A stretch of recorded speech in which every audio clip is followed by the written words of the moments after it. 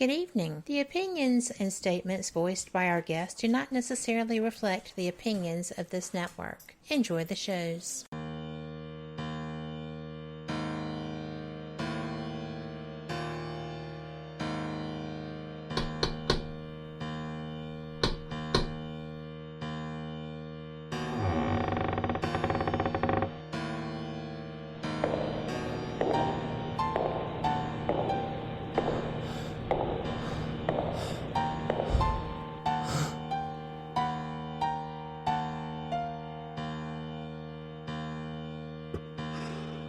We've been expecting you. It's Monday. Time for our maven of the supernatural, Denise Pridemore. This is the Paranormal Pride. Join to listen and chat live on WBHM-DB.com or Spreaker app. Search WBHM-DB every Monday at 7 p.m. Central for your supernatural paranormal fix. Welcome to the Paranormal Pride, where the show is about the guest and the listener.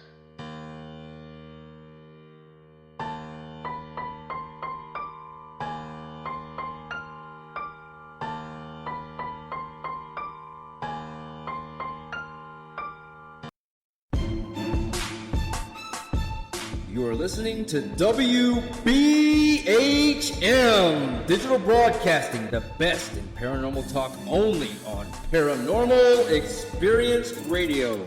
Broadcasting live out of Birmingham, Alabama.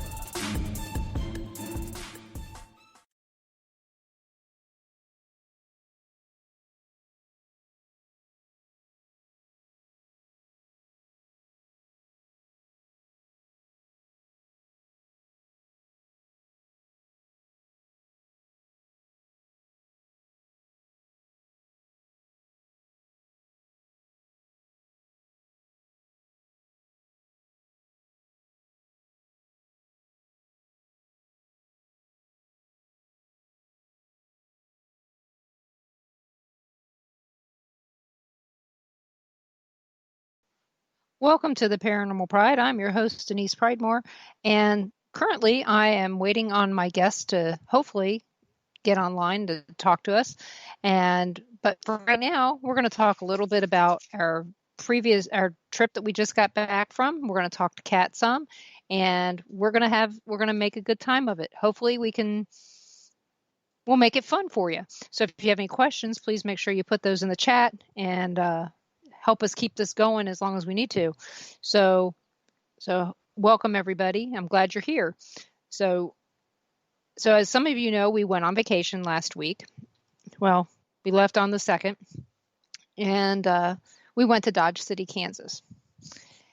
That was our first stop, and we did a tour of the town. We just walked around, and we enjoyed it. It was funny. Some of the tour it sent us to see, Matt Dillon and, Miss Kitty. And no, Gunsmoke was not filmed there, but they had a good relationship with the people of the show, and they would come there a lot. And so I took some pictures of the things around town, and like I said, it was nice. We went to a distillery there called Boot Hill Distillery. It is the location. It's one of those fun stories where it used to be the location of the original cemetery. It was the highest point in town.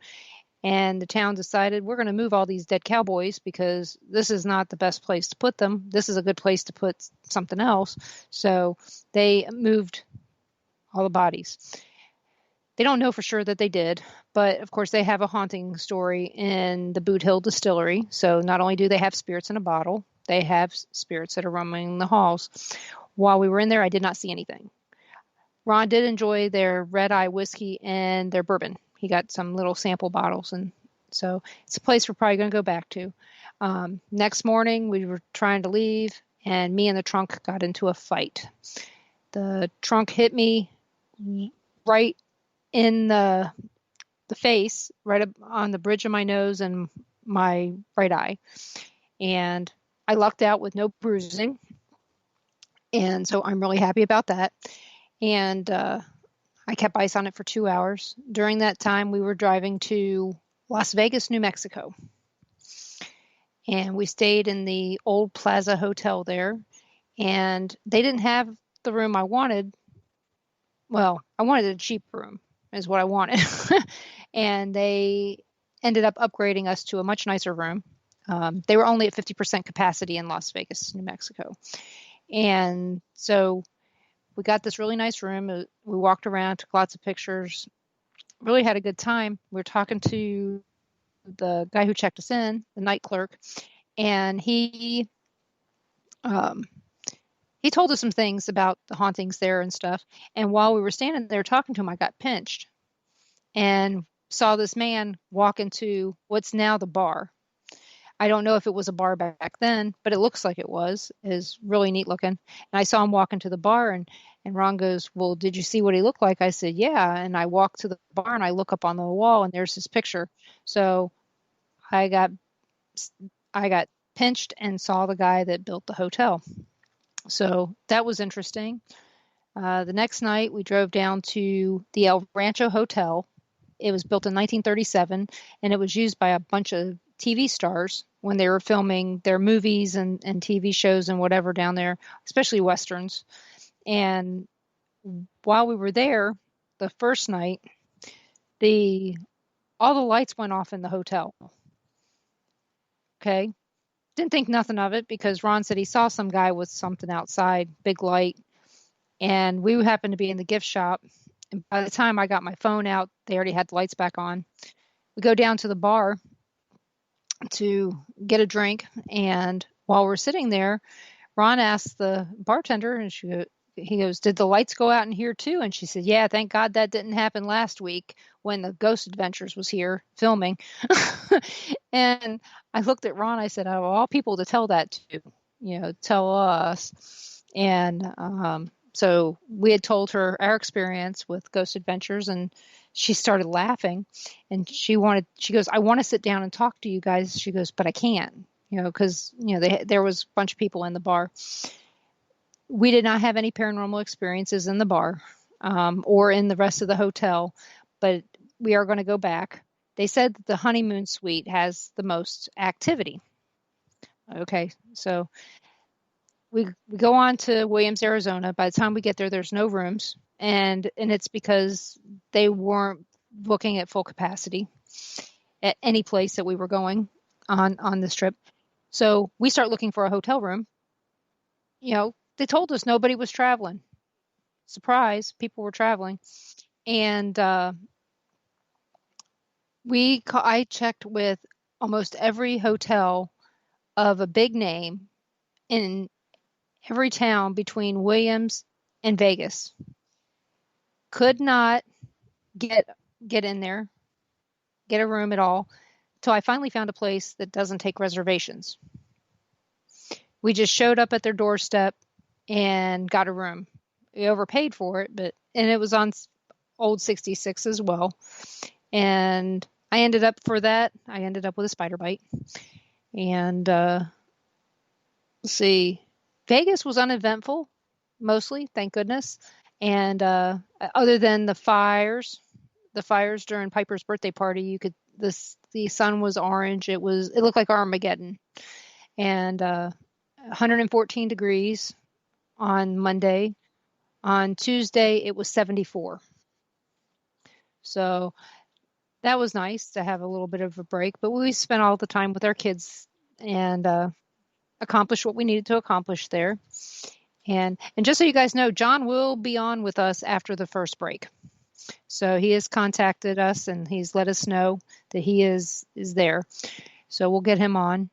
And on the way back, we stayed at the El Rancho Hotel again. We found a nice place to stay there in Gallup, New Mexico.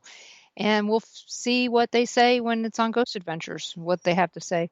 But they said they had some activity. They wore their masks and they social distanced. And she really enjoyed having them there, including Justin, which was nice. And let's see, where did we stay the next night? Stayed in Gallup. Oh, that's right. We stayed in Liberal, Kansas. No big deal there. Had some really good Mexican food in Guyman, Oklahoma. So that was about it. So like I said, it was very uneventful other than getting pinched by a spirit in one place. And, and almost getting killed by an 18-wheeler. That was interesting too. Still can't figure out if he got caught or not, but he wasn't behind us after we finally passed him. So, hoping karma takes care of that. And, but yeah, his bumper, I got to see it really up close and personal for a little bit there. So, Kat, you were telling me before we came on here about Venus. Yes, it is so cool because, aside from being a paranormal investigator and researcher, I love ufology and I love science. And it was announced today that there have been, microbial signs of life in the high atmosphere of Venus, which means that we probably should have not put all of our eggs in the Mars basket, because with Mars they're only perhaps traces of water. Here we have actual chemical evidence and biologic evidence that there may have been life actually on Venus. So it's really exciting. I am so excited. It's just, I'm giddy. Almost. Because this is a huge announcement. I mean, when you step back and you look at it, all these places, we have been absolutely convinced that there couldn't possibly be a lot of life here in our solar system, right? Because we know what our planets are and we know what they look like, ostensibly. We thought we did. And it is just really, really scary. So scary but exciting. And there's a thing called the Drake equation, which is it gives an idea of what amount of planets in our solar system could have life. And if we have 2 out of our planets, then that actually gives you pause and makes you realize that there could be more exponentially in all of the rest of space. It is pretty cool. And that is, it's just unparalleled.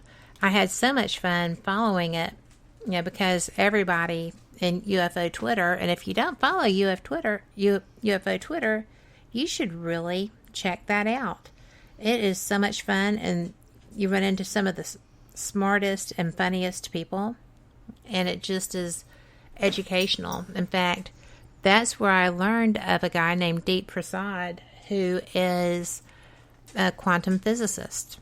Mm-hmm. He was, in his younger years, on the list of Toronto's top 20 under 20, because he is just so above the edge. And it's just, I learn a lot just following him. I follow a lot of different people, but he is the only actual person that is talking about the quantum science that I'm trying to learn. And it's almost a tutorial every time I follow his tweet. I catch his tweets. And he's very into all of this with the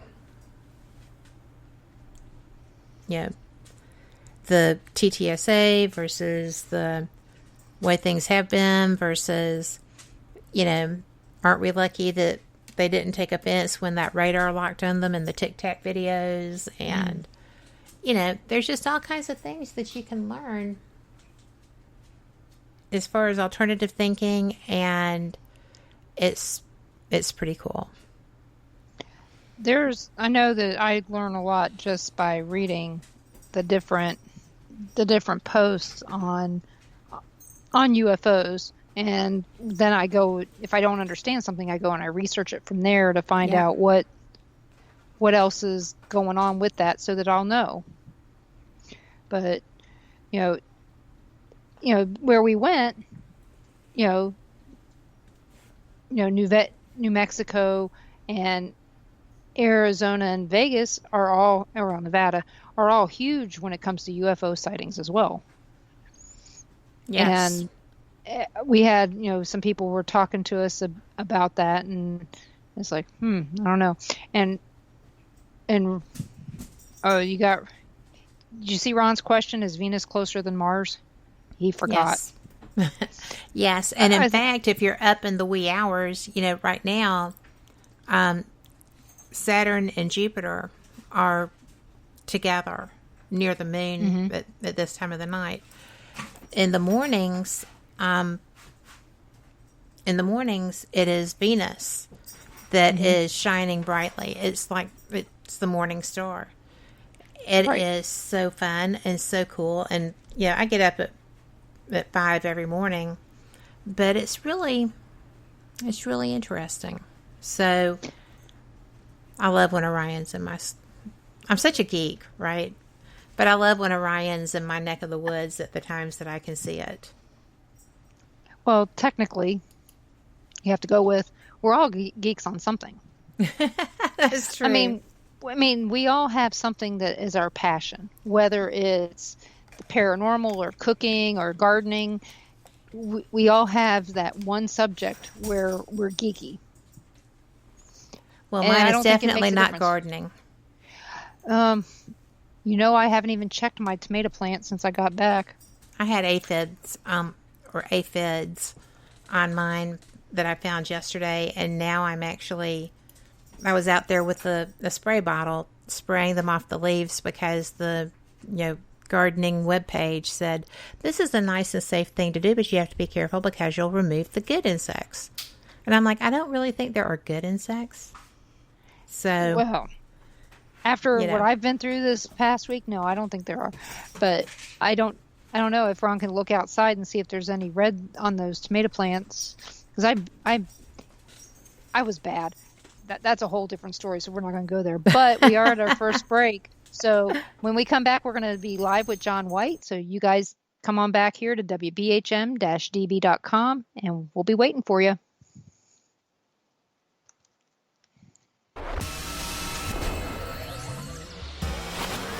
You are listening to WBHM Digital Broadcasting, Birmingham, Alabama.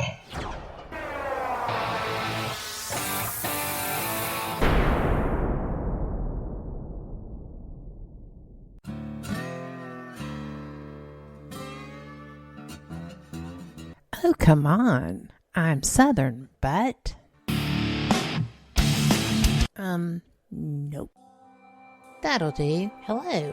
I am Kat Hobson, host of Paranormal Experience here on WBHM Digital Broadcasting out of Birmingham, Alabama. I enjoy having guests from all areas of the paranormal, from ghosts to ufology to cryptids and beyond. You'll find some of the best researchers in their fields bringing you some great information. Join me on Wednesday nights from 8 to 10 p. Eastern here on WBHM Digital Broadcasting.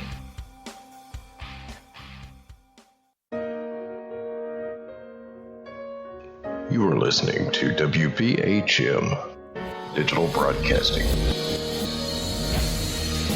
the best in paranormal talk radio.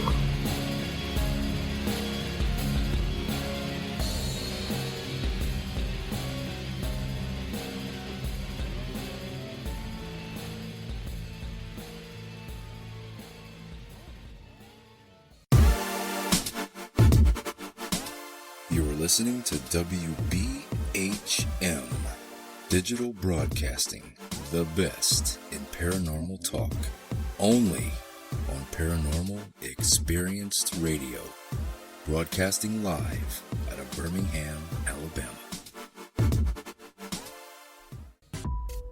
Since 1948, Fate magazine has brought you reports of the strange and unknown. all of them true. Fate Radio is carrying on that tradition, bringing you the unusual, macabre, strange, and bizarre. Join host Kat Hobson Sunday nights from 8 to 10 p.m. Eastern on WBHM Digital Broadcasting.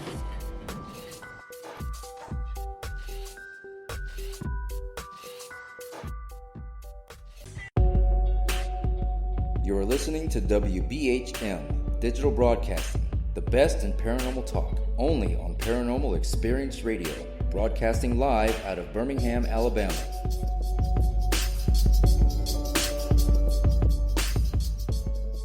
The time is 23 minutes after the hour.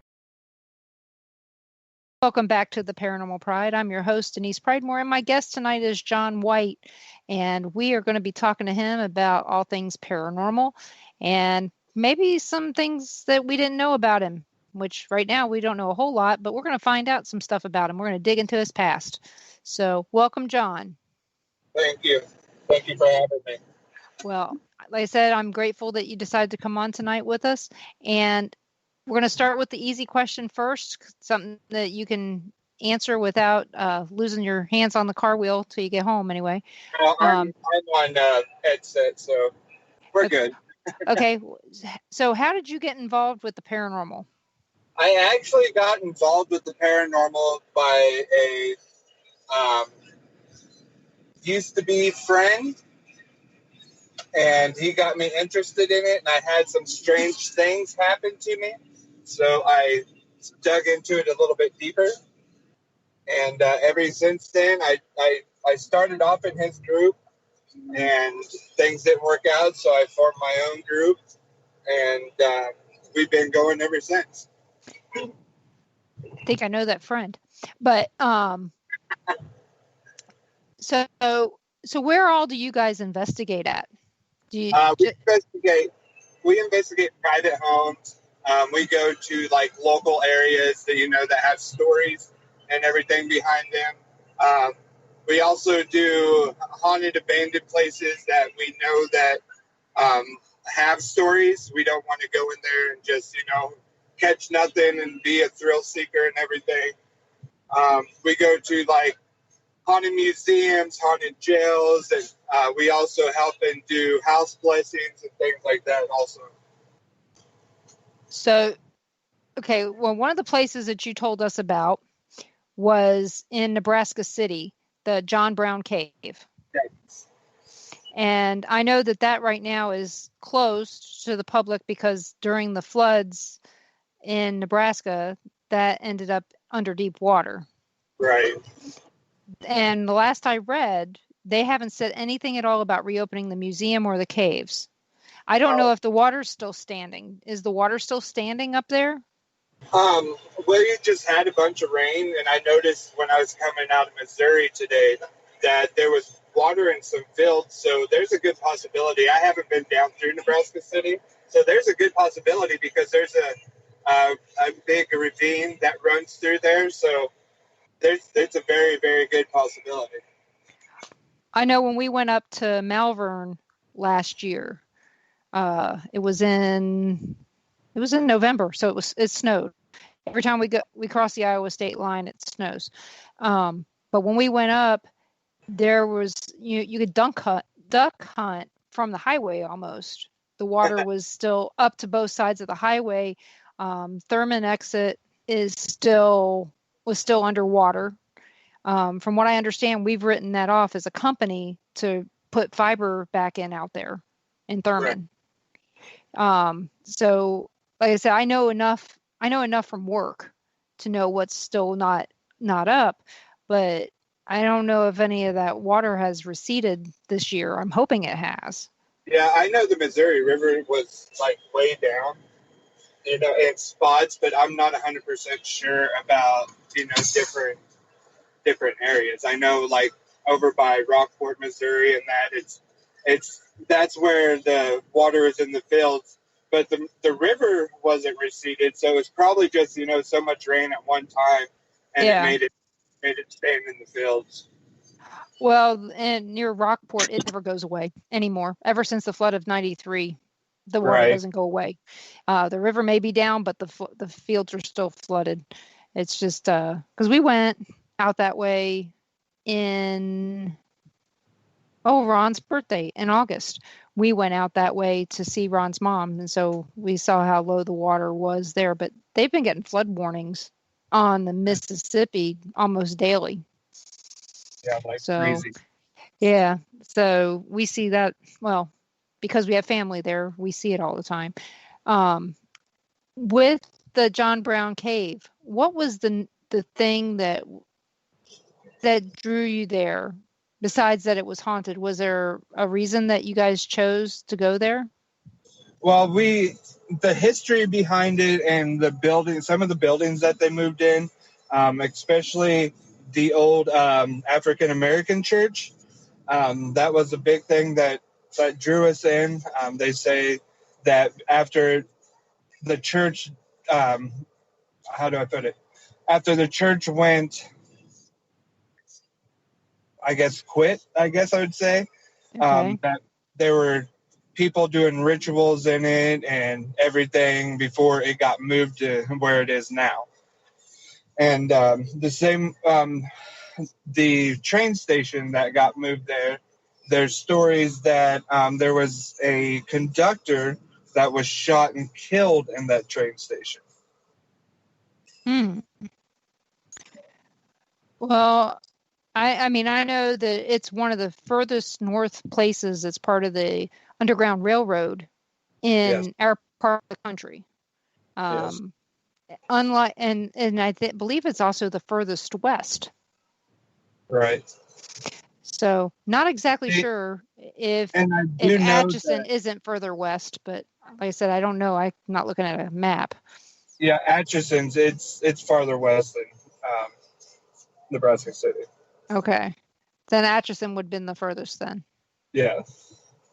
So it doesn't surprise me, but so I do what know was that there ain't the underground caves that they have there are a reproduction. There's part of it that's the real cave, but like where it turns around in is a reproduction because the original cave went right under the highway, and when they built the highway, they closed it in. right? Otherwise, it would cause a sinkhole. Right. So, and they should have actually built that highway higher up. Yes. Just saying, 29 should have been built. They need to raise it about 12 feet. Yes, I agree. Yeah. I totally agree. They've shut that highway down for flooding. I don't know how many times since I've lived here, and I've lived here 36 years. So it's been a while. So, what is the most amazing thing that happened to you paranormal wise? I think the most amazing thing that's really happened to me was I was like too crazy happen. But the most amazing thing that happened to me would probably have to be when one of my original group members from our paranormal detective at a old Indian burial ground in Missouri. And he kept on hearing chanting, so he went down to the tree, and it was like a snap of a finger, he disappeared. Like something came over him. We thought he went into the timber. And all of a sudden, we went running down there, and all of a sudden he appeared, and he was on his knees at the edge of the tree line. And we tried that was probably the most that was probably the most. Is this the burial ground that's a park as well? No. Okay. This is down. It's down by the river in not Mound City. It's down by Craig, Missouri. Okay. And how about that park, that state park? Did you guys go down there? I don't remember the name of it.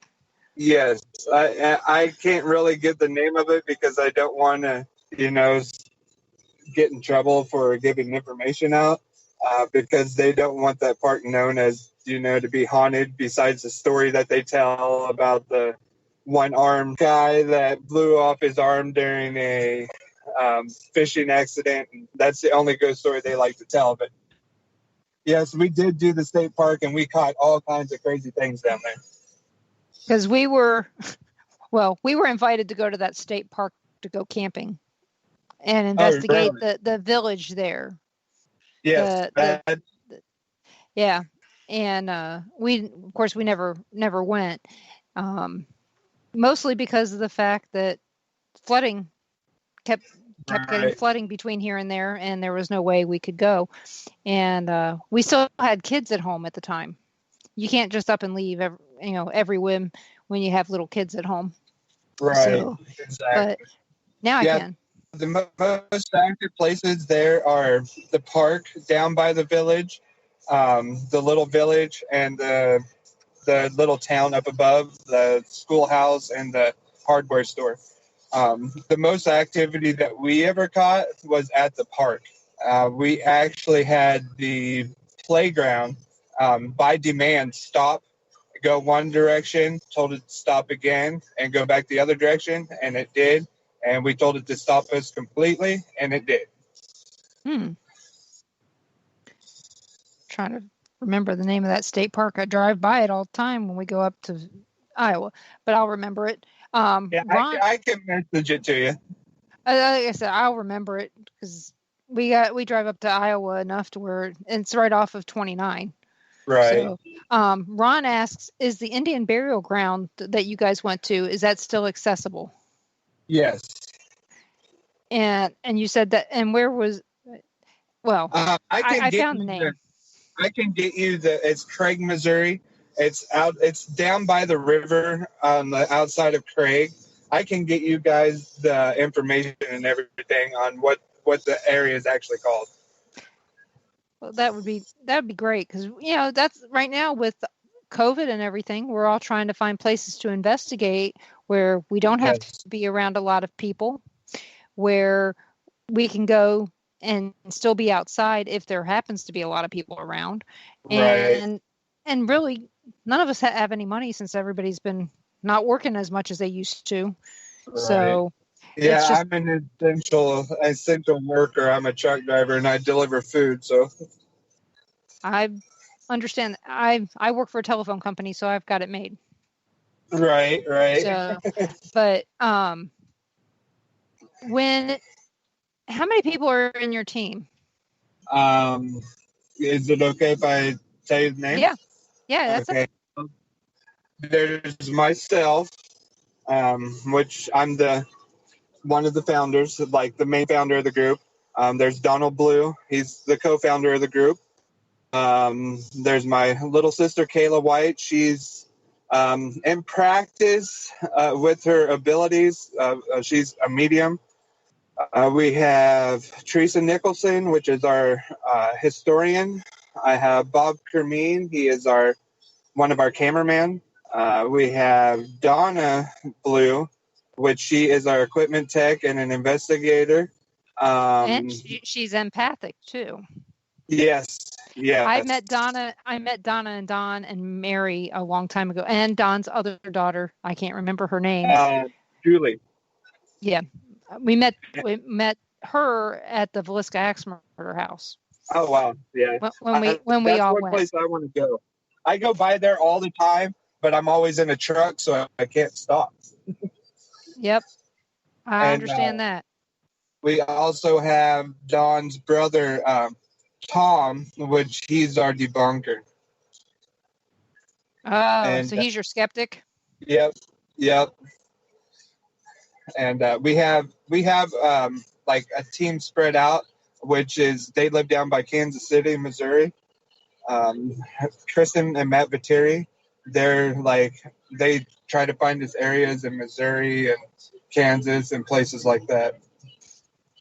Well, that's a good sized team because like I said, I've known Don since before we started doing the tours at the Sally House.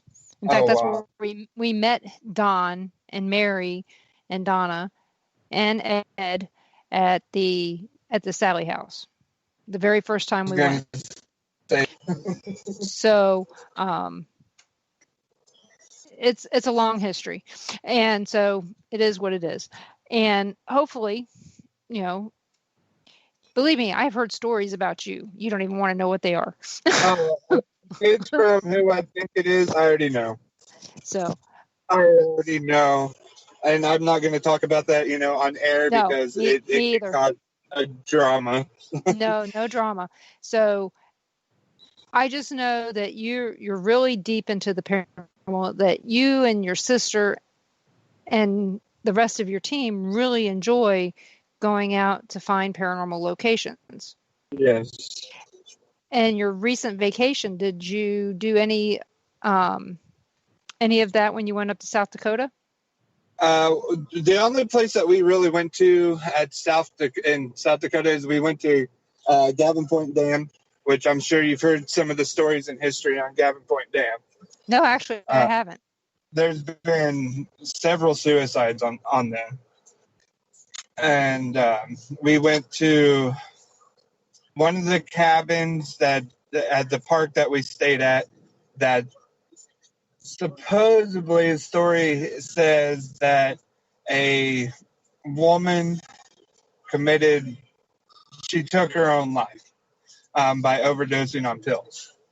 We caught a few things on the spirit box at Gavin Point, but in the cabin we got absolutely nothing. No. Well, we're going to talk a little bit about equipment when we come back, because I know that that's a little bit longer discussion than what we have time for right at this moment. Ron asks, which location do you guys visit the most? As of right now with the COVID and everything, we actually go to a place called Screaming Bridge.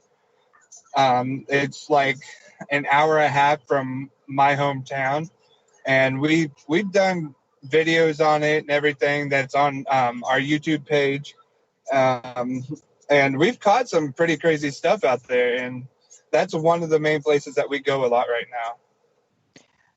And where's Screaming Bridge at? You said it was about an hour and a half from you?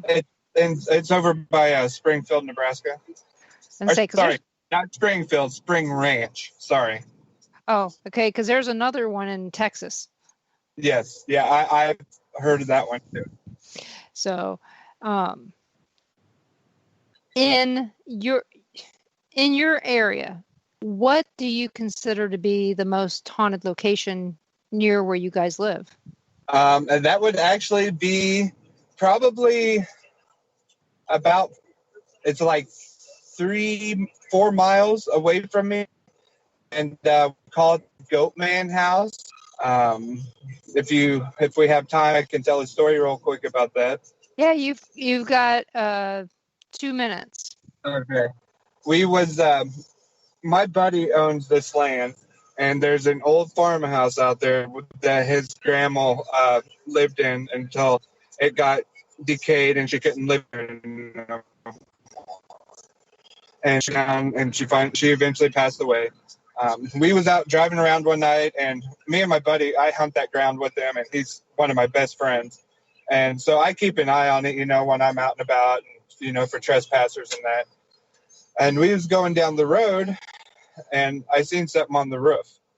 So, and I'll put my hand on the Bible on this. We went down the road, we turned around, came back, the headlights hit the roof, and to me, at first, it looked like a big cat. Then all of a sudden, as the lights were shining on it, it stood up, and it had horns and a tail. And I'll tell you what, the hair on my eyes, that was probably the most haunted area around here that I know of. I've done investigations out there, and I got so spooked, and I usually never have gotten spooked, that I left because I just didn't feel right. That sounds interesting. Have you ever been out to Seven Sisters Road? No, that is actually in the plan. We were going to go to it last weekend, but I had some health things that I had to take care of. I had a I saw biopsy that. done. Yeah, so Well, I'll tell you, my friend weeks Cheryl, are going to get out there. yeah, my friend Cheryl Lynn was on TV, or Cheryl Ann Elliott Fletcher. She was actually on TV for Seven Sisters Road. On the travel, or not Mhm. on the travel Yeah. channel? Yep. I've seen that episode. I didn't realize that you knew her. Yeah, she actually came to the Malvern Manor with us. But you know what? We're at our second break. You're listening to WBHM Digital Broadcasting out of Birmingham, Alabama. We'll be back with John White in just a few minutes.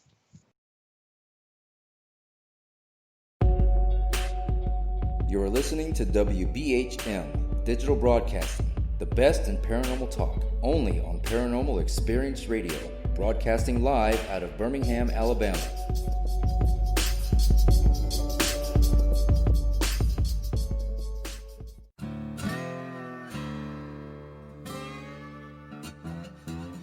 Oh, come on. I'm Southern, but...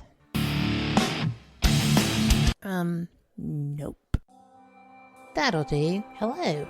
I am Kat Hobson, host of Paranormal Experience here on WBHM Digital Broadcasting out of Birmingham, Alabama. I enjoy having guests from all areas of the paranormal, from ghosts to ufology to cryptids and beyond. You'll find some of the best researchers in their fields bringing you some great information. Join me on Wednesday nights from 8 to 10 p. Eastern here on WBHM Digital Broadcasting.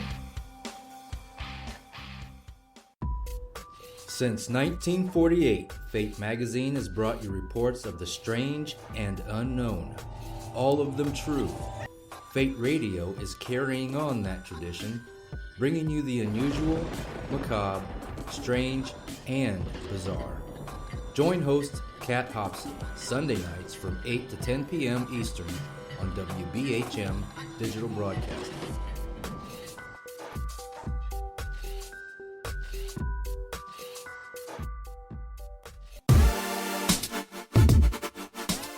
You're listening to WBHM Digital Broadcasting, the best in paranormal talk, only on Paranormal Experienced Radio, broadcasting live out of Birmingham, Alabama.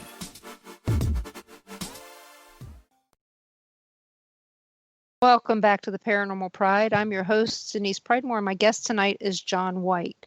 And John, I have another question for you from Gary from Caldwell County Paranormal, basically just right over Caldwell County, Missouri, not too far from you. Right. He asks, what equipment do you guys use and what is your favorite? Believe it or not, I'll start off with my favorite. Believe it or not, my most favorite piece of equipment is the old handy-dandy Hi8 night shot Sony camera. There's just something about those Hi8 night shots. They're indestructible. I absolutely love them, and they put out such a good picture, especially when you transfer them over to disc. And I just love the night shot, the Hi8 night shots. And we use REM pods. We have the EMF detectors.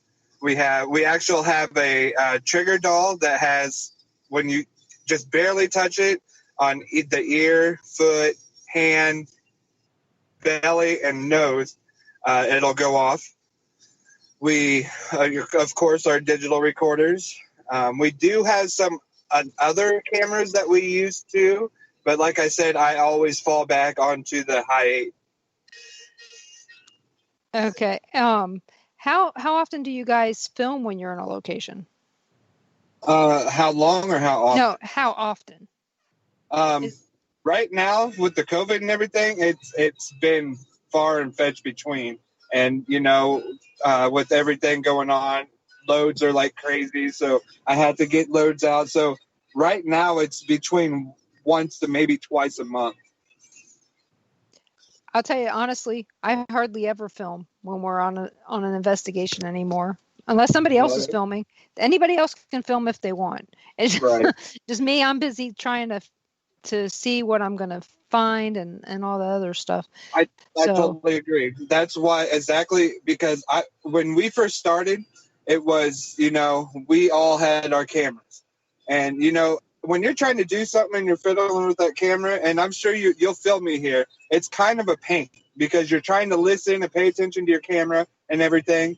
And that's exactly why I brought in a cameraman. Yeah, somebody who doesn't have to pay attention to everything, just pay attention to what you're doing. Yep, exactly. Do you guys ever use dowsing rods or anything like that? No, not as of yet. My sister's got a pair that she's been practicing with, but we have not used them on an investigation yet. Has anybody used a pendulum or anything like that? No, I've never even messed with that. I'm strongly against Ouija boards. So if that was your next question. Oh no. Actually, I hardly ever ask about Ouija boards unless somebody is really, I've seen that they use them, things like that. I'm not a big Ouija board person at all. I'm totally against Ouija boards, and I'm sorry. No offense to anybody. It's your religion. You do what you want to do. But Ouija boards and tarot cards, they're not for me. Right. I mean, different people have different divinations or ways that they like to divinate. And, some people just would rather divinate through EVPs. And, and some people will say these are all the same, they're all the same. And some people will say, no, each one's different. So it's not an argument that you can have. I mean, it's not one I'm going to have. I don't, I use dowsing rods. I'm happy. I have pendulums, never used them. So it is what it is. I've never really got into the whole pendulum thing because I get them, but they're just like, sometimes like if you just move wrong, it's like, oh, we caught something. No, you moved. Yeah, we have, do you have any investigations coming up? Actually, yes, we are going to a place called Gilbert's Grave. It is about 45 miles away from my hometown, and it has a big haunted history behind it. So we're going to go check it out and see if the stories are true. We've got a couple coming up. We have one that's going to be up in New York Township. It's up near Kingston, Missouri, in a graveyard. In a graveyard on October 2nd with Gary and Carl from CC Paranormal Team. And then in Cameron, Missouri, they are now having public investigations at an old school there for $15 a person. And Ron and I are going to be involved in some of those. Where's that at? In Cameron, Missouri. And you just go to... It's Caldwell County Paranormal's website, I believe, is where you go to sign up. You can also go to I'll send you the link. Okay. I don't know all the details yet. I just know that we're going on the 25th. That's the first tours, and at 8:00 and 10:00 that night, and then every Friday except for October 2nd because we're all busy that night, and September or October 10th, I believe it is. So I'm going off of memory. Just came back from vacation and having to work today did not help my memory much. But so it's going to be interesting. We've already investigated the location, so we know what's going on there. And it's very interesting. So, but $15 a head is not bad for a 2-hour investigation. That's cheap. And it'll be helping out the old school to stay open, which is important. And it's a historical, it's a historical site. So always good for that. And Gary says on your Ouija board usage, good job. Thank you. So, so when you guys go out to this Gilbert's grave, have you ever been there before? Yes, we have, but we didn't do no investigations. We just went out, to kind of scope out the area and everything. And when I was in high school, this story's been it's an old, it's an old folklore. It's been around for years, and we used to go out by there when I was in school all the time. But back then we didn't even think of things like we do now. Right. One of the people that I had on my show long time ago, he's a teacher at Dones College. Okay, yeah, I went to college there. Yeah, it's not far from there. And he was telling us about Gilbert's Cemetery back then, and this has to be 4 years ago. And I had on Cheryl Ann Elliott Fletcher, and his name was Lee. I don't remember his last name all of a sudden, but he was telling us about some of the things that happened out there, and he used it in one of the books that he wrote.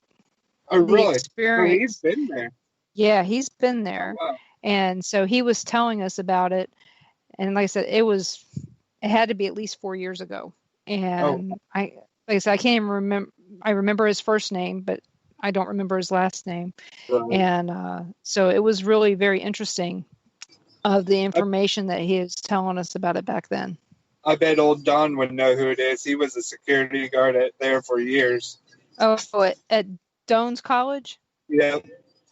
Or no, sorry, no, he was at Peru. I was going to say, I thought he worked at Peru. Yeah, that's right. But you never know how many colleges there are. I don't know anything about the colleges out there very much because I avoid Nebraska.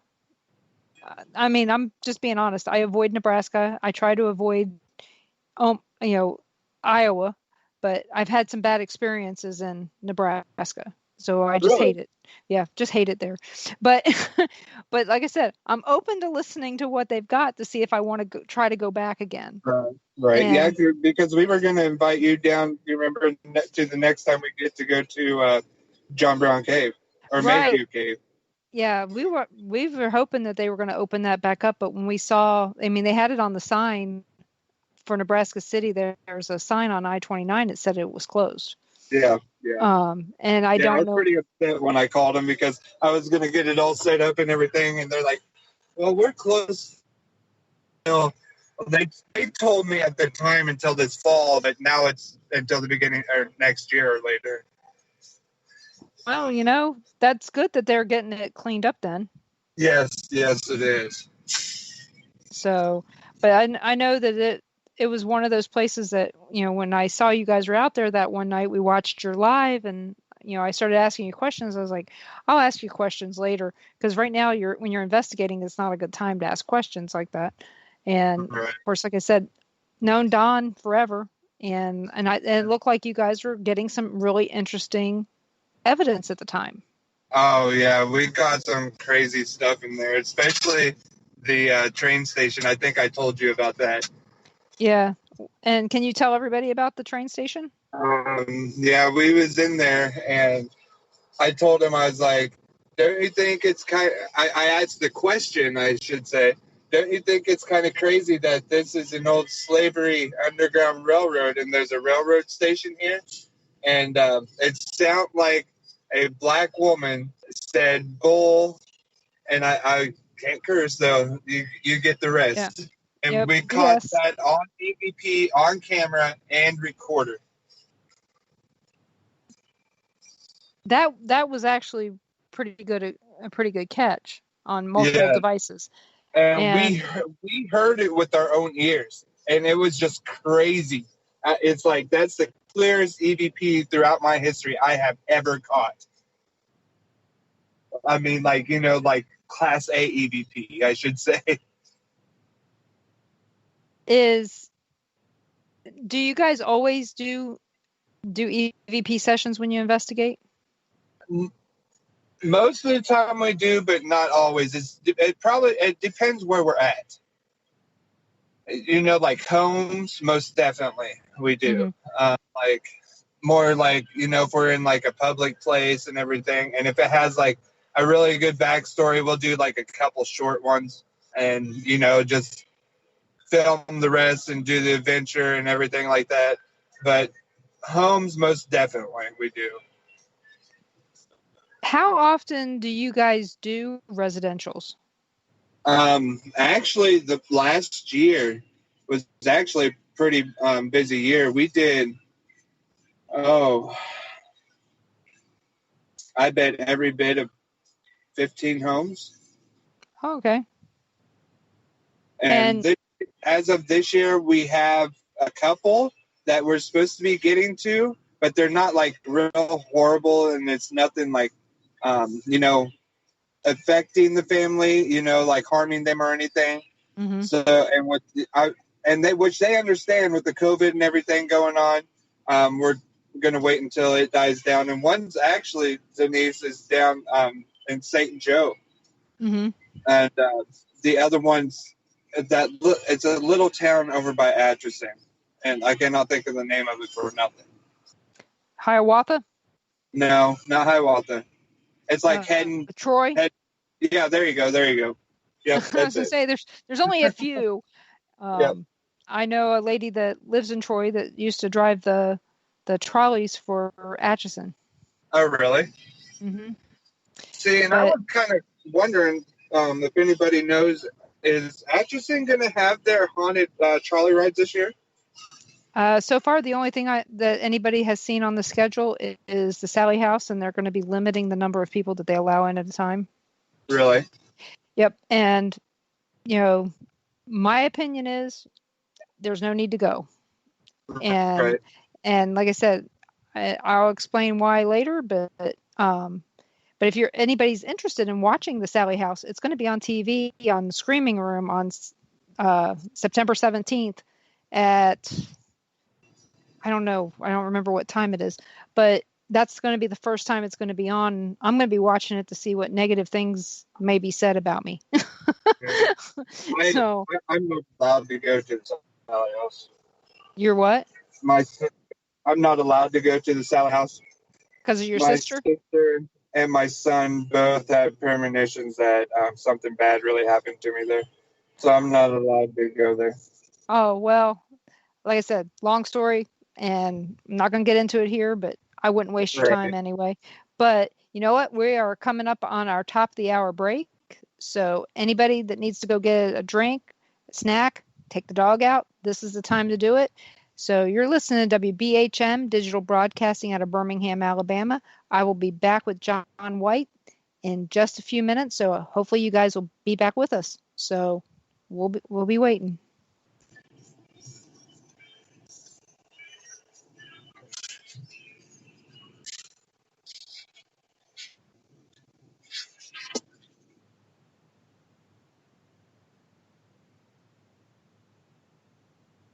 Are we clear?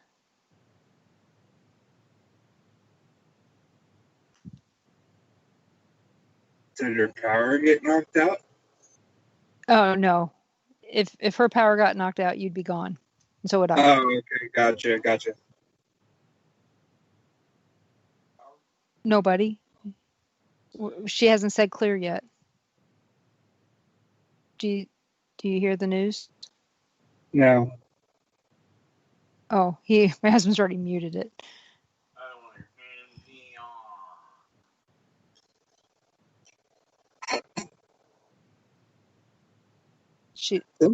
I think she fell asleep.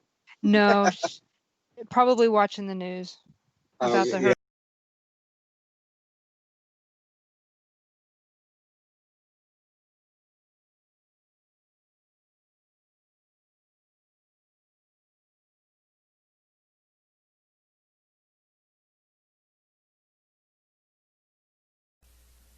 Live from NPR News, I'm Jack Speer.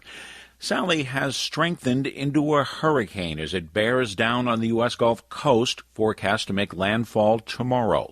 NPR's Debbie Elliott reports a hurricane warning is now posted from southeast Louisiana to the Alabama-Florida state line. Low-lying areas are evacuating as Hurricane Sally is already pushing water over coastal roads and churning up the surf in the Gulf of Mexico.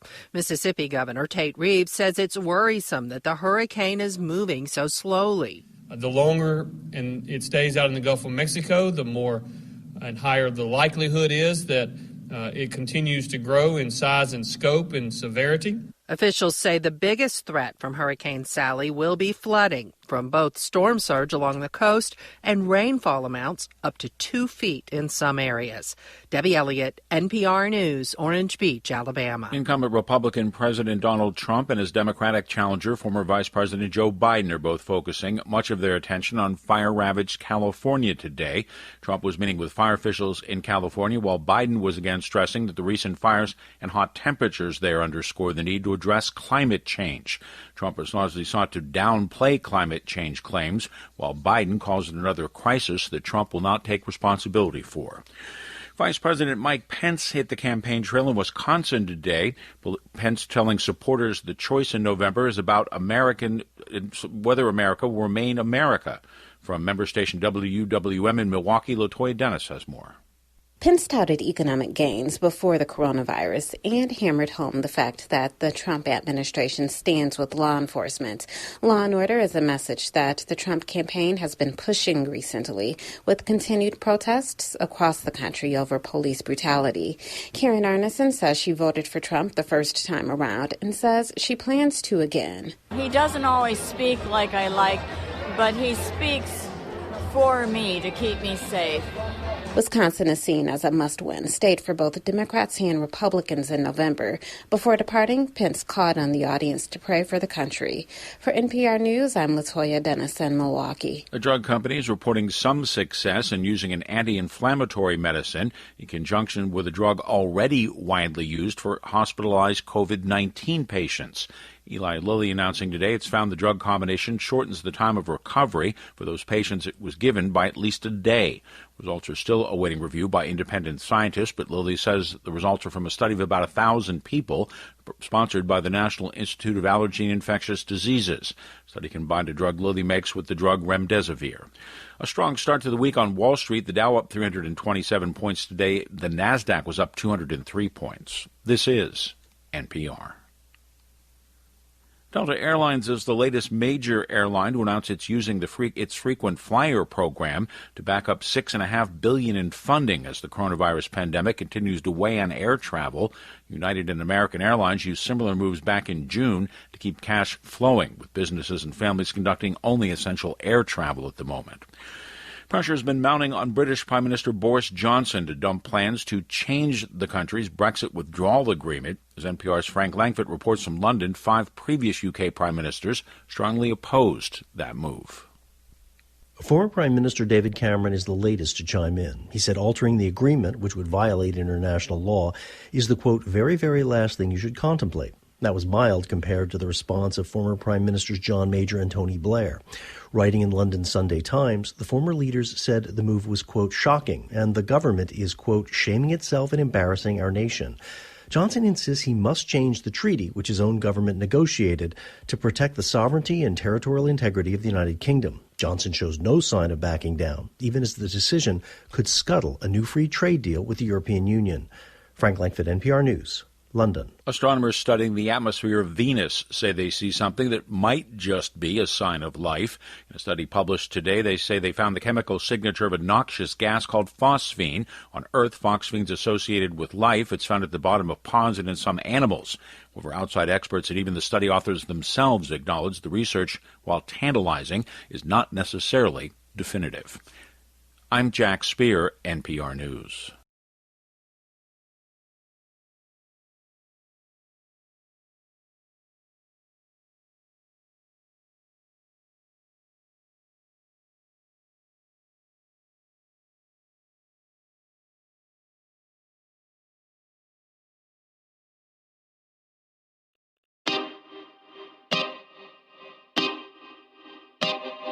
This is Jason Bland, host of Midwest Paranormal Presents Paranormal Soup, where we stream live as a webcast every Sunday night, 11 p.m. to 2 a.m. Eastern, with guests who will blow your mind. Live ghost box sessions where you can call into the show to see if the spirits will talk to you, and the world wide web of weird with the latest in paranormal news and evidence. We're bringing the weird every Sunday night, 11 p.m. to 2 a.m. Eastern on our Facebook page and YouTube channel. Don't forget to follow and subscribe.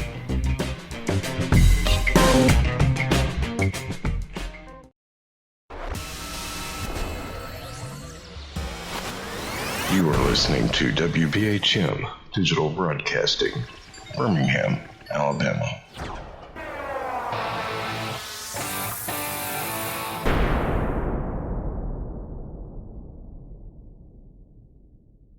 Welcome back to the Paranormal Pride. I'm your host, Denise Pridemore, and my guest tonight is John White. He is the founder of AfterLie Explorers and out of Nebraska.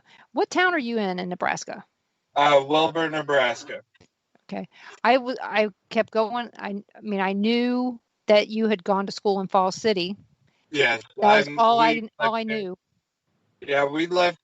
We moved there my sophomore year. So, and like I said, I knew you had ties there, but yeah.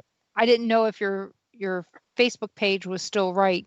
And it is. So, if somebody needed to contact you guys for an investigation, do you do investigations? You said you do home investigations. How far do you guys go to investigate a home? We'll go as far as 500 miles. Well, that's pretty good. So, have you ever investigated up there in, besides the dam you were talking about, in South Dakota? No. Have you ever been to Deadwood? No. That is actually going to be our next vacation. Well, that's good. You might want to go while it's summer there, which that's over. Well, they've already gotten snow, haven't they? I don't know, but I know as of right now, South Dakota has an extremely big amount of COVID cases. Really? Yeah. Oh, that's right, because they were blaming it on Sturgis. Yep. Well, I know that the other day, some of the places that we went on vacation actually had snow. Oh, no. Yeah, down in New Mexico, in the northern part, they had gotten snow just north of Santa Fe. And when we went to Las Vegas, New Mexico, we were talking to the guy. When I was talking to the guy about there, I said something about, I said, you guys can get snow in June. And he goes, yeah, we can. And I think he was very shocked when they got snow on Tuesday. So, but, there are a lot of places have gotten snow. In fact, I bet if I look over here, April's going to say how close it is to her. So my cousin April lives in Idaho, and they've been getting some weird weather up there. So, where's the furthest place that you've investigated so far? From you? I'd have to say probably Kansas City. Kansas City? And what did you investigate here in Kansas City? A hotel. The Mulebach? Yep, that's it. Out of all the hotels in Kansas City, I picked that one. I'm always afraid to say names, because in our group I actually have a releasal form, to share, like if we can share information or not share information. And we have liability forms and everything. So that's why I'm real iffy about saying names, especially on my live feeds and everything. It's because, because they can come back on you. Well, the Mulebach actually advertises that they have paranormal investigations. Yeah, that's exactly how we came across it. Yeah, they had the Kansas City Paracon was actually supposed to have had some investigations there during the Paracon the first week of August, but Kansas City, you can't have more than 10 people together, and you can't stay in one place without contact tracing for more than 10 minutes. Right. So, and in fact, in New Mexico, in parts, you had to sign, before you even went into a place, you had to sign in and tell them who you were. So my name's Jane Smith, and whoever has my cell phone number ending in 55, they're going to be getting some calls. But they didn't ask to see my ID. And so, but that's kind of how they're doing it in Kansas City. If you're in any place longer than 10 minutes, you have to sign in and give them your information. Oh, really? So it's weird, but I'm kind of sad because we usually go to KC games every year. Mm-hmm. We go to at least 3 every year, and they wouldn't sell me my tickets this year. Well, that's good because you'd have wasted your money. Yeah. Since they're not letting anybody in, but at least the Chiefs allowed some fans in. Yeah. I didn't watch I didn't watch football. I don't care. I stopped watching in 2017 when the Baltimore Ravens went to London and took a knee during the national anthem and stood for God Save the Queen. Right. And I was a Baltimore fan. I haven't worn anything as Baltimore Ravens since. I threw away all my I had magnets on my car and I threw them away that day. So that tells you I'm serious. When I say I'm going to stop watching something, I actually stopped watching it. We haven't watched baseball since 1993. Oh, really? Yep, because of the strike. Oh, wow. 2 strikes in 4 years, I think it was. No, it was 2 strikes in 3 years that the baseball did. And my husband even tried out for the St. Louis Cardinals back when we first got married. His whole, his dad loved baseball. We just haven't watched it since. If people making that much money can sit there and complain about that they're not making enough money. And see, that's what I always tell people too is, I like football and baseball, but somebody that's making, they sign a contract and they get $23 million. What about our police officers and firefighters and military that's out there putting their life on the line? Yeah, and not for very much money either. Yeah. So believe me, I understand. And so I haven't been to a game. I haven't watched one. And I don't miss it. In fact, I don't think my husband missed a lot of it either. But we are for college football as long as they're not demonstrating politically. Right. If I'm going to watch sports, it's got to be non-political. I totally agree with you there. So, other than that, let me see what time it is here. Okay. When you investigated the Mulebach, did you guys have any experiences that were amazing? No, it was pretty dead actually. We got a few hits on the REM pod. That's really about it. Some of the better places downtown would be there are now distilleries. Those are really good. And then the old Roosevelt Hotel. I don't even remember the address of that, but that's one that's got some history. And then the Chambers of Edgar Allan Poe. The actual entertainment haunted house is actually truly haunted. The Kling brothers actually investigated it on TV. Oh, really? Yep, back when they had Ghost Lab, right. Long time ago. And I've been down there, and I've talked to people who did the tours down there, and they would tell me about stuff that would happen when they were having their entertainment haunted house. Oh, wow. So, and these are people I respect. I'm not into the entertainment haunted houses. I haven't been to one of those in a long time. So, but that's something else we do too, is this year we didn't do it because of, my scare and everything, which it came back negative. So I do not have lung cancer. Well, that's good. Did you have a nodule in your lung? Yeah, I have 2 of them, and within a year, it grew it was 6 millimeters bigger within a year, and that's why they were worried about it and had it checked.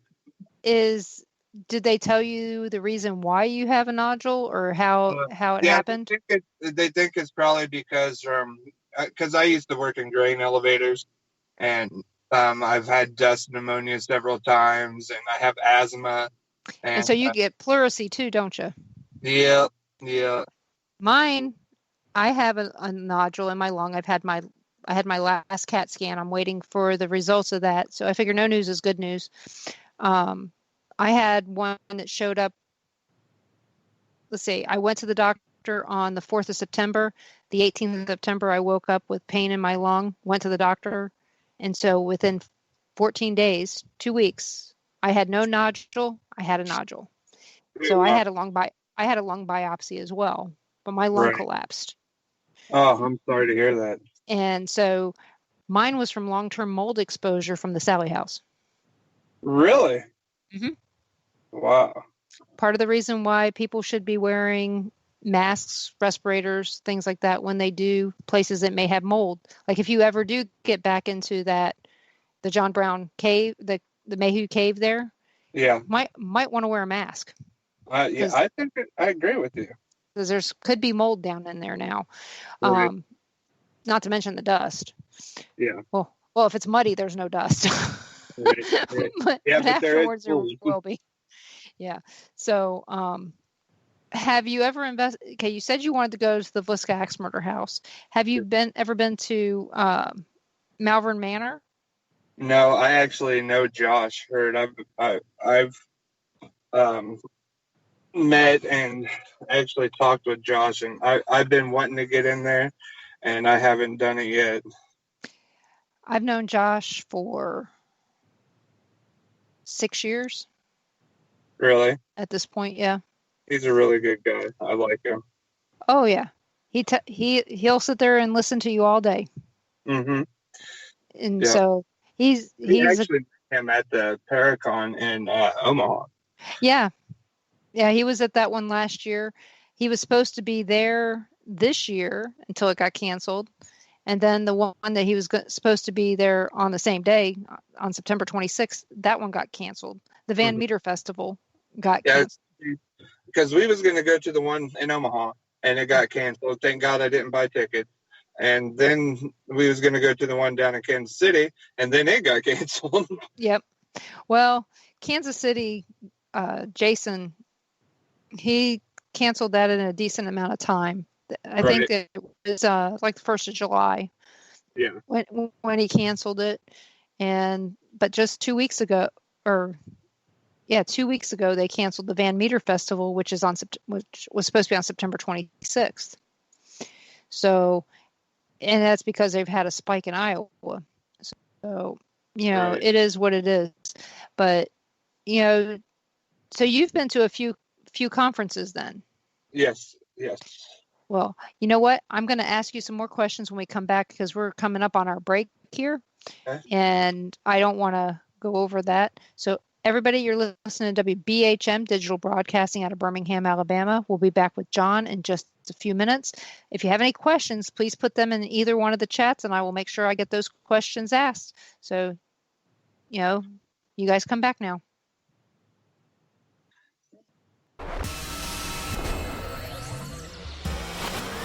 You are listening to WBHM Digital Broadcasting, Birmingham, Alabama.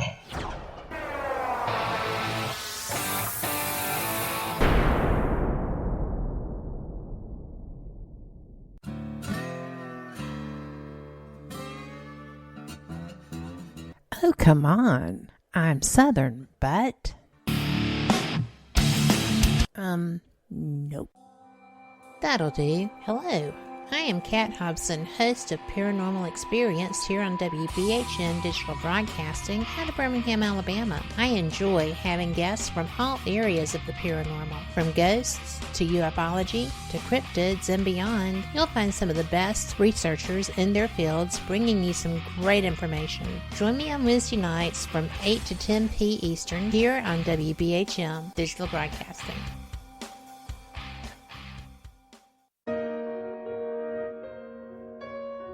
You are listening to WBHM Digital Broadcasting, the best in paranormal talk radio.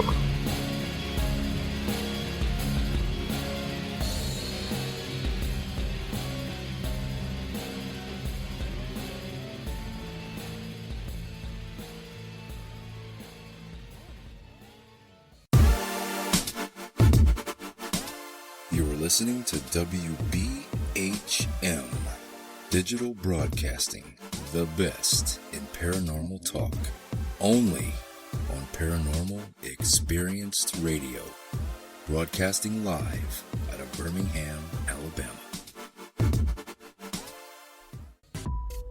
Since 1948, Fate Magazine has brought you reports of the strange and unknown, all of them true. Fate Radio is carrying on that tradition, bringing you the unusual, macabre, strange, and bizarre. Join host Kat Hobson Sunday nights from 8 to 10 p.m. Eastern on WBHM Digital Broadcasting.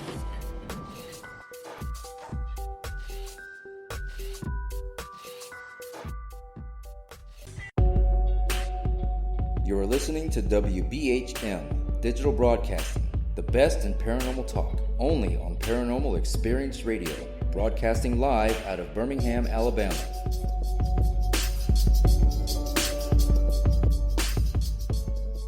The time is 23 minutes after the hour. Welcome back to the Paranormal Pride. I'm your host, Denise Pridemore, and my guest tonight is John White. And we're going to talk about some of his investigations and find out a little bit more about how you guys investigate. So of all your investigations, have you guys come up with a routine or a pattern that you use when you investigate? Yes, we try to stay in groups of two. That way we don't walk all over each other. If it's a small area, we'll go in usually as groups of two and, do an hour so, with the group and come back out and let the other group go in. And if we feel that we caught something, we'll switch and we'll go in before we determine if we need to do a house blessing or once a house blessing or, things like that. How often do you do a house blessing? Believe it or not, we've only done 2 throughout the years. Have they been successful? Yes, most definitely. We had one that was not. We went back and did it again a month later, and she hasn't had no problems since. And when you do a house blessing, how do you guys go about doing that? Do you use sage or do you use holy water? We use sage. I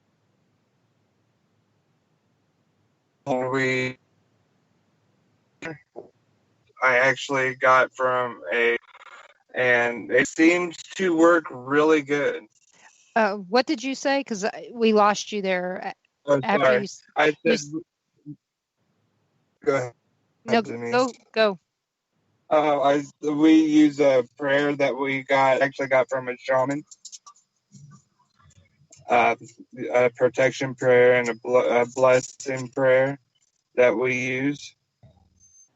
And okay, well, it works just fine.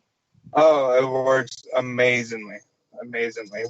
Like I said, I don't know if you heard me. We use sage, holy water, and salts.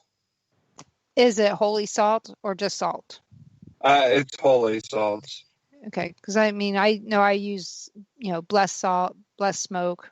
Just depends on what's going on. Do you find that? Let's see. For me, I find a lot of things work for me because I'm Native American. I'm also Christian. How do you guys determine what type of prayer is most important, is going to work in a location? So far, the last house blessing that we did, the prayer that we chose, and the reason we did was it was not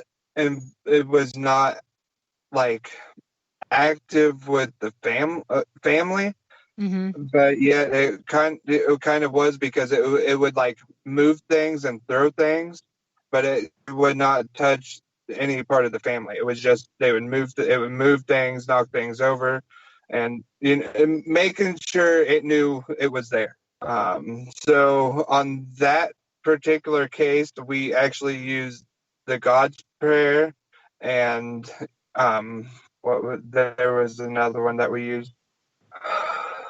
Do you mean the Lord's Prayer? Yes. Okay. Yes. Yes. And there was one other one that we also used too, but at this time, I cannot remember what it was. Oh, I know. You can never remember Because that something was that when you're put on spot. Never. You can never remember it when you're put on the spot. right.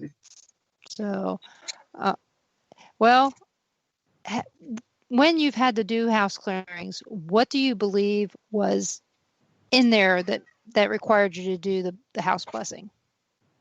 I don't think it was demonic. I believe that it was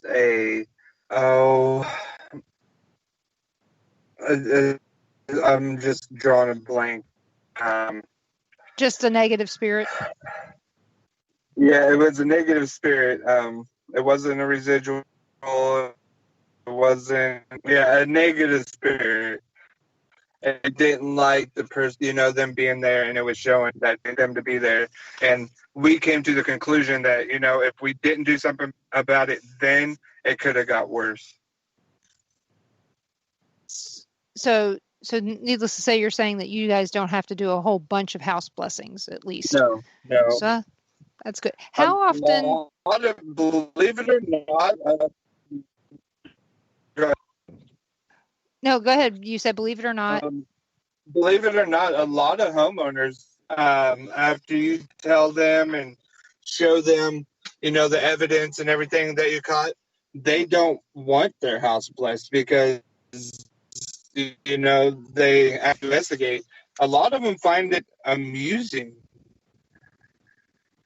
I can see that. Does any of the places that you've invested... Which I think is kind of crazy. Well, when you grow up with it, it just seems normal. But, right. Well, what I was going to say is, has there ever been a time that you've gone to someone's house where they basically just wanted you to film it so they could, because they thought that you could get them on TV?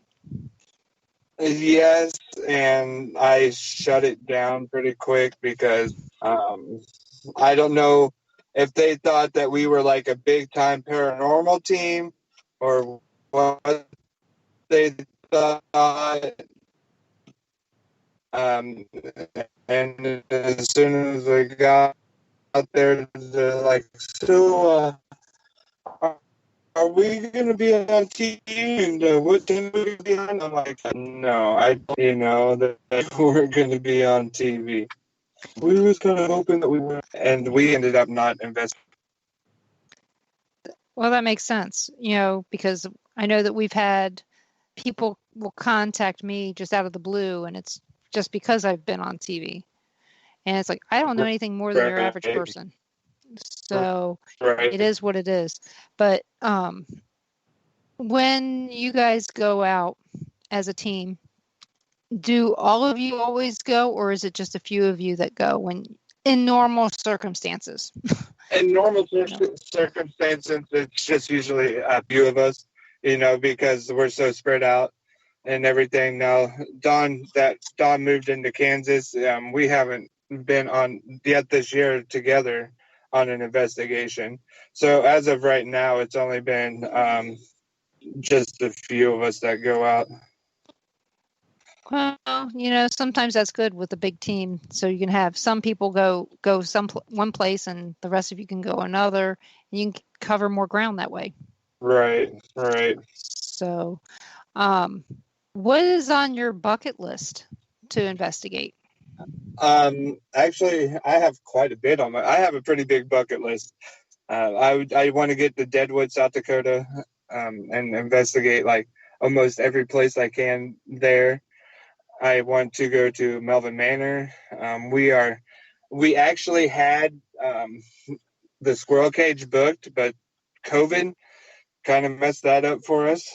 And there's a place in Kansas City that I want to go to, but I can't think of the name of it.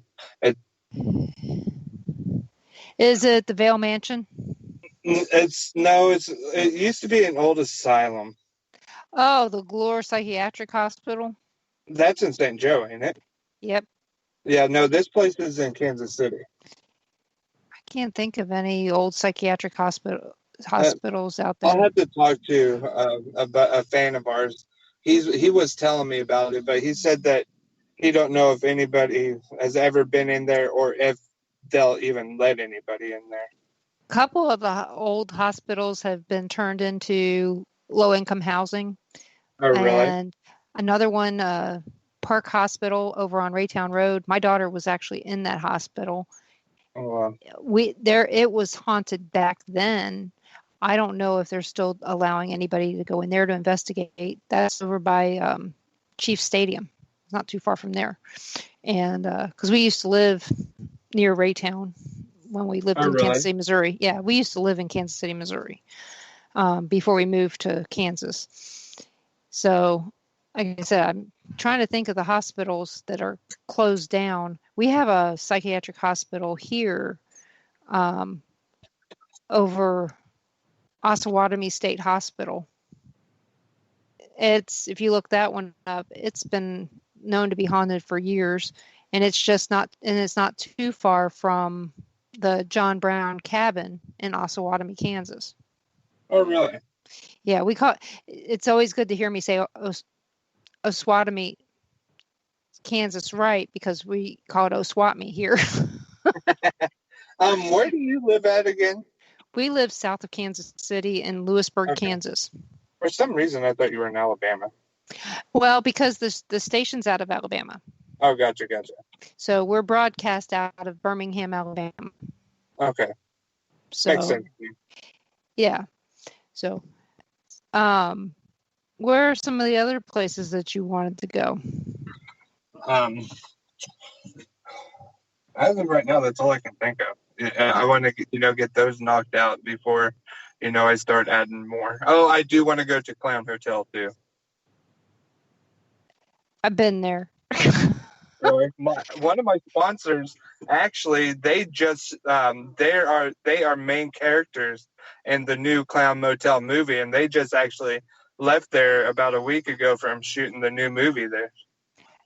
The graveyard is much more exciting than the hotel. The Really? hotel is not haunted. Hotel is not haunted at all. The Really? hotel across the street from there, the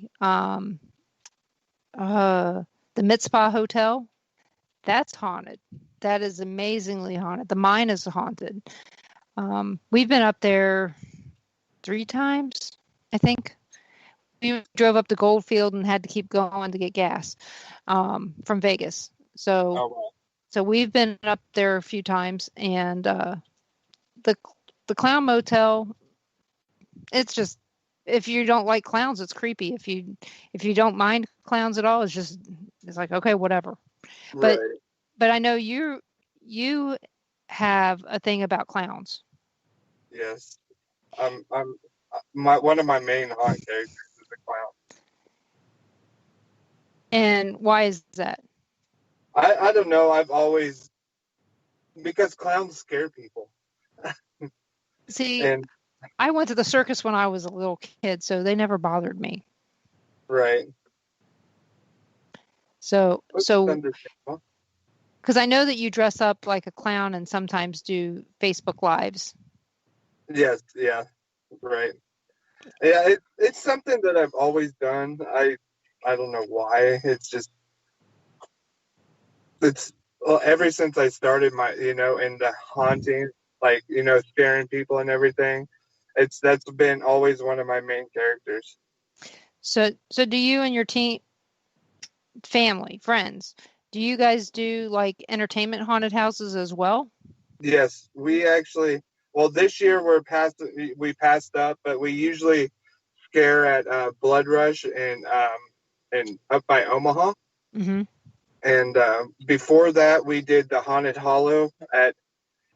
I'm going to give you the name away here, Denise. Indian Cave State Park. Right. And we quit doing the Indian Cave State Park because my sister got pushed off by a drunk guy and she got ran over by the hayrack. Oh, no, that's not good. Yeah, she was in the hospital for like 4 months. It broke her pelvis, her leg, her ankle, dislocated her shoulder. And they said that if it would have went over her, the back wheels would have went over, it would have went over her head and probably crushed her skull. Yeah. Well, I'm glad she's okay now. Yeah, she's She's not believe it or not, that was 8 years ago, and she's still having surgeries because of it. I can see that. I'm still having I still require surgery from the collapsed lung. I believe it. Yeah, that's a long story, but I've been declined a second time now, so I don't know when I'm going to get that surgery, but it is what it is. I'm just grateful when you had yours that your lung didn't get collapsed. Yeah, that was one thing I was scared to death about. I was so worried. I did not do nothing. I did not move the next day. Yeah. It's not funny, but you know what I'm saying? Oh, believe me, been there, done that. Right. So, and that's one of the things, there's so many people have lung nodules that don't go through what we've gone through. I don't wish it on nobody. It hurts so bad because they didn't put me under. Oh, they did me. Yeah, they did put me under. So, well, I'm just glad that you don't. They numbed the spot and they stuck the needle. Like I laid on my stomach, they numbed the spot and they stuck the needle down my back. That's not good. They went down my throat. Oh, really? Mm-hmm. Wow. So it is a long story, and most people here already know it, so I'm not going to bore them with it. But it is it's one of those things that you don't wish on anybody, and usually those of us who get them have been exposed to something that has gotten into the lining of our lungs that's caused it. In your case, more than likely working at the grain elevators. Right. So, and here I am thinking I'm not doing anything hazardous to my health, but I was all the time. Didn't even realize it. So, it is, I'll be better for it at some point. So let's see when you guys are out investigating, what is your go-to piece of equipment when you're out there investigating? My go-to? Mm-hmm. I'd almost probably have to say the EMF detector. Because, I really like using it. We've had a lot of hits and everything on it. And it's just one of those things, if it hits, something's around you. Mm-hmm. Do you ever try to figure out why it's going off besides paranormal? Yes, all the time. We are constantly trying to debunk things, just because it hits don't mean that it's paranormal. Which that because you're in the field also. We look for electrical currents, we hold it down against the floor, against the wall, up in the ceiling, around our equipment, phones, and make sure, if anything's sitting it off. Well, that's always good to be checking that stuff out. Because, I always tell everybody, just because you hear scratching in the walls doesn't mean it's a demon. It could be a rat. Yep. Could be a mouse. Could also be, as unusual as it is, it could be bees. Oh, yeah. Not necessarily scratching, but if you hear buzzing in your walls, don't assume that it's an electrical problem. It could be bees, and it could be an electrical problem. So, right. So, I've never even thought of that, truthfully. Well, we have a beehive on the side of our house, and sometimes you can hear it in one of our bedrooms. So it's one of those weird things that my daughter kept saying, there's buzzing in the walls. There's buzzing in the walls. We got a ghost. I go, no, we got bees. And it's always good to check and see what else it could be. A lot of people don't. We had one home investigation where the EMF was really high and that they were having issues in their kitchen. But not only that, they were having scratching in their ceilings. Well, we go in there and we find out they have unshielded cables in their kitchen, which can cause hallucinations and some other things, some bad feelings. And they had a 3-year-old that was climbing around on everything. So I told him, I said, you got to get this, first of all, you got to get this electricity capped, because it's dangerous for the kid. And Ron went outside and saw a hole in the eaves, and there he saw a squirrel come out. So it's like, okay, well, there's that. You know, so how much of it can you take as being paranormal when you're seeing these other things? And also, bats. Yeah, bats are horrible about that. So we actually had one of the places we investigate. There's bats. Right. Yeah, And, I've done that too. Well, McPike Mansion, they're having their very last camp out on October 23rd, and that's one of the places where we have bats. Oh, nice.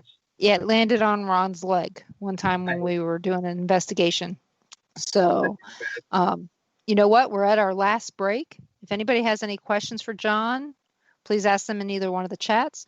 But you're listening to WBHM Digital Broadcasting out of Birmingham, Alabama. We'll be back with John in just a couple minutes. You're listening to WBHM Digital Broadcasting, the best in paranormal talk, only on Paranormal Experience Radio, broadcasting live out of Birmingham, Alabama.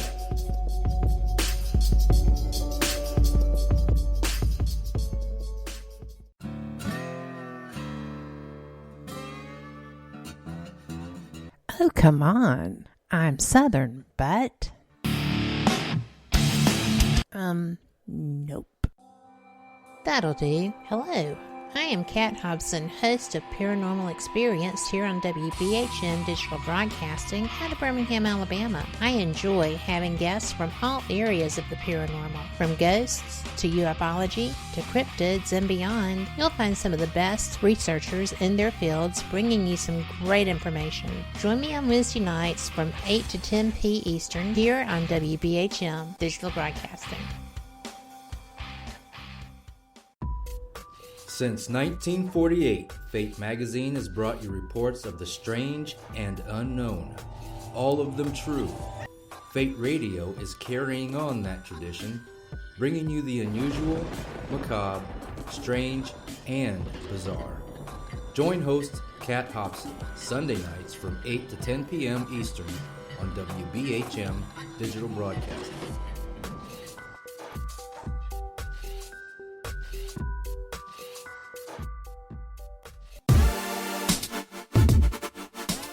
You're listening to WBHM Digital Broadcasting, the best in paranormal talk, only on Paranormal Experienced Radio, broadcasting live out of Birmingham, Alabama.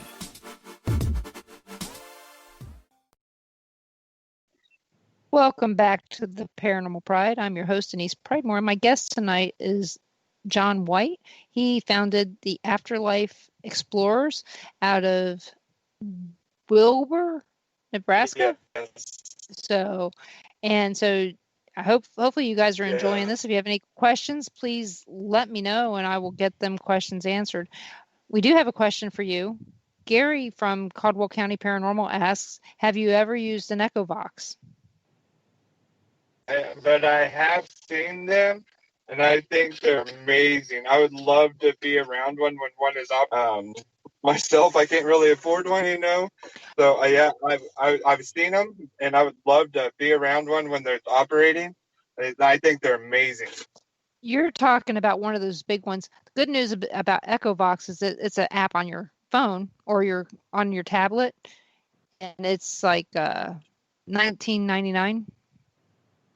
So it's really easy one to use. And like I said, I have one on a phone that doesn't have service and on a tablet that doesn't get internet except at home.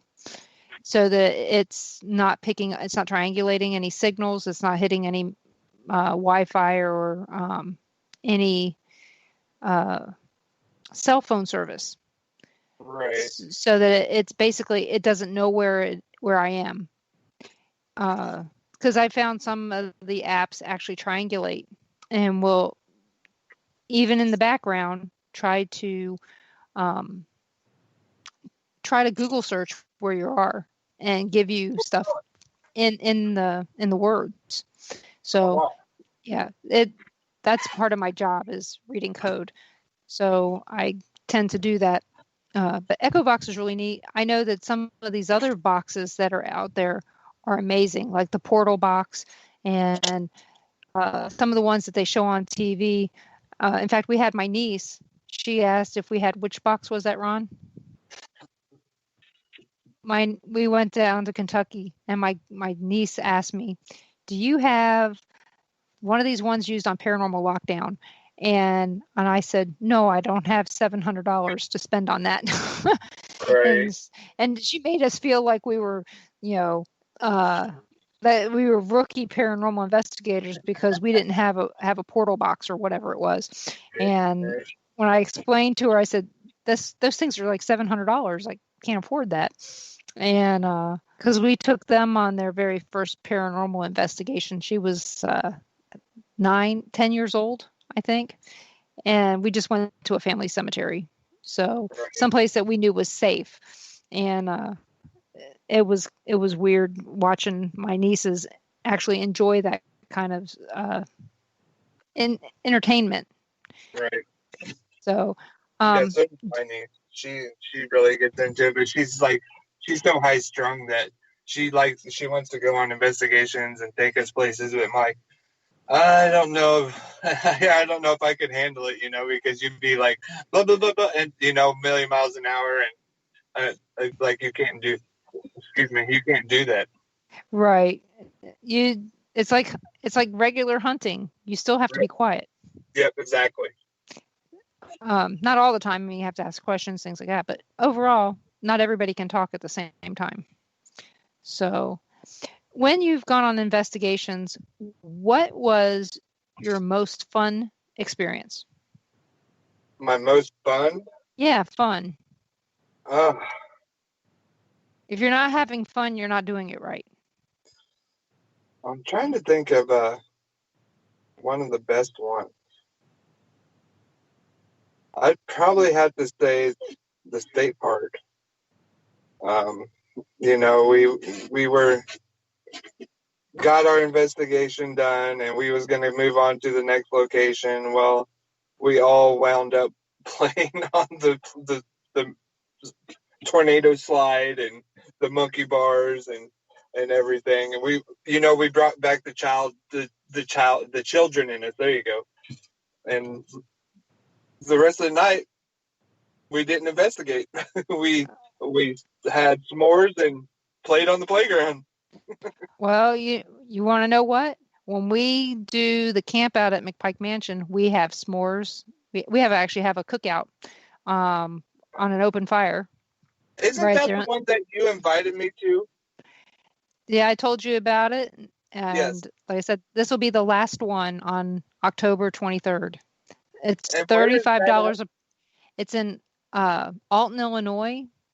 And it's $35 a person. And if you have a tent, you can pop a tent down and stay right there. Or there's Super 8 is just down the road, and it's like $71 a night. Is there any place for campers? As long as the camper doesn't require electricity or anything like that, then you could probably pull it onto the property.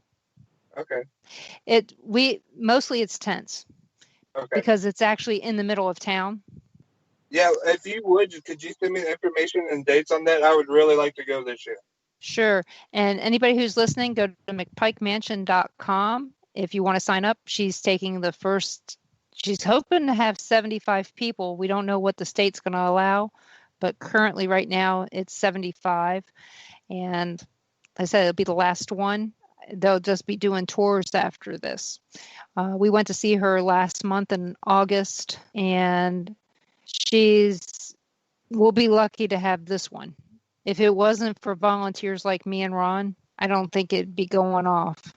Right. So that's one of the big things that's, it's a lot of work to put on an event that's a camp out that includes dinner and breakfast. I mean, it's only donuts for breakfast, but it takes us a lot of time to get all that stuff put together so that everybody has a good time. But $35 a person is not bad. And we don't allow any drinking.